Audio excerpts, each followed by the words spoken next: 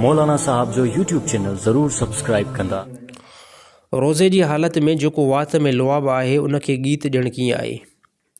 अच्छा, अमूमन बंदा ईअं हूंदा आहिनि जो रोज़ो रखण खां बाद में अमूमन इंसान जो वात जेको हूंदो आहे उहो लुआब खां तर हूंदो आहे।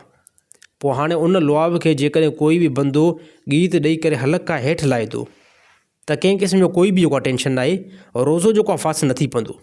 छाजे करे रोज़ो फास न थींदो त इहा अंदरीं शइ जेकी आहे उहा वात में आई आहे। इहा अंदरीं शइ जेकी आहे उहा तव्हांजे वात ताईं पहुतल आहे।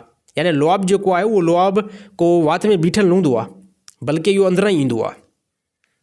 अंदरीं शइ जेकॾहिं वात में बीठी आहे वरी इहा ई जेकॾहिं वापसि मोटी थी वञे त रोज़ो जेको आहे कंहिं क़िस्म जो कोई बि फास न थींदो।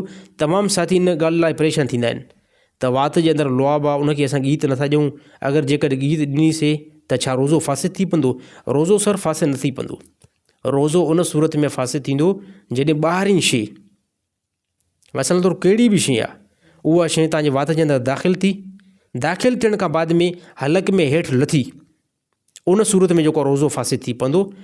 बाक़ी इन खां अलावा जेको वात में लुआब आहे इन सां कंहिं क़िस्म जो कोई बि जेको आहे रोज़े ते असरु न पहुचंदो। पोइ चाहे हिकु मरतबा गीत ॾिनी वञे, 2 मरतबा, 3 मरतबा, 10 मरतबा, छाजे करे त इहा वात वारो ई लुआब आहे। जेको ईंदो आहे वापसि वेंदो आहे, ईंदो आहे वरी वापसि ईंदो आहे। कंहिं क़िस्म जो कोई बि हिन में टेंशन न आहे। रोज़ो इन सूरत में फासिद न थींदो।